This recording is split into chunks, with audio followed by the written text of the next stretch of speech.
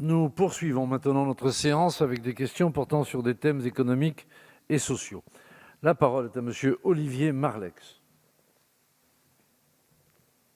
Merci, Monsieur le Président. Monsieur le Premier ministre, Madame la Ministre, vous le savez, tous les secteurs économiques, toutes les activités, toutes les entreprises sont touchées par la crise. Ils ont entendu avec espoir les propositions du Président de la République, mais dans la réalité, avec tous mes collègues du groupe Les Républicains, et j'en suis persuadé sur tous les bancs, nous sommes interpellés au quotidien par des chefs d'entreprise qui nous disent que dans la réalité, c'est beaucoup plus compliqué que ça. Sur l'aide du Fonds de solidarité, je salue votre volonté de l'étendre pour le mois d'avril aux entreprises qui ont perdu 50% de leur chiffre d'affaires et non plus 70%. C'est une demande constante que les députés de mon groupe, notamment Éric Woerth, Véronique Louwagie, Nicolas Forissier avaient porté en commission. Mais vous devez également, évidemment, appliquer cette règle au mois de mars. Faire autrement n'aurait aucun sens.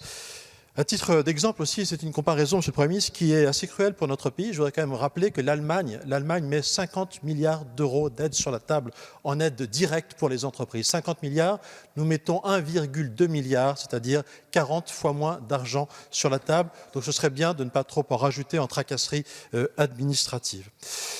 Sur le chômage partiel, par exemple, beaucoup de dossiers ne sont pas refusés, mais sont invalidés, contestés par les directs, notamment pour des histoires parfois stupides de numéros SIRET, ce qui ne fonctionne pas. Et puis, les injonctions contradictoires de l'État continuent de mettre certaines entreprises en situation impossible. On doit rester ouvert, mais les clients n'ont pas le droit de sortir. Certains dispositifs sont également mal calibrés. J'ai en tête l'exemple des restaurateurs qui font des contrats de travail à 40 heures, mais qui ne peuvent être indemnisés que sur la base de 35 heures.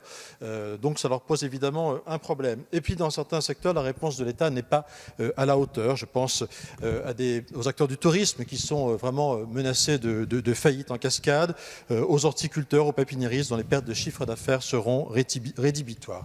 Monsieur le Premier ministre, pouvez-vous nous dire, à l'heure où la précision et la crédibilité de la parole publique sont plus importantes que jamais, nous expliquer précisément comment vous comptez corriger les dysfonctionnements du dispositif actuel. Je vous remercie. Merci, monsieur le député. La parole est à Madame Agnès Pannier-Runacher, secrétaire d'État auprès du ministre de l'Économie et des Finances. Merci beaucoup, Monsieur le Président, Mesdames et Messieurs les députés.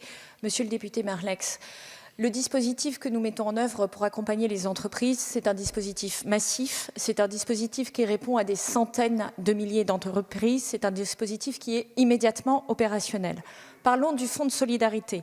Le Fonds de solidarité, cela a été dit, c'est 1 500 € qui seront versés dans les premiers jours d'avril par les DRFiP, c'est-à-dire les services fiscaux, de manière quasi automatique, aux très petites entreprises qui font valoir une baisse de 50% de leur chiffre d'affaires au mois de mars. Cela a été précisé ce matin par Bruno Le Maire.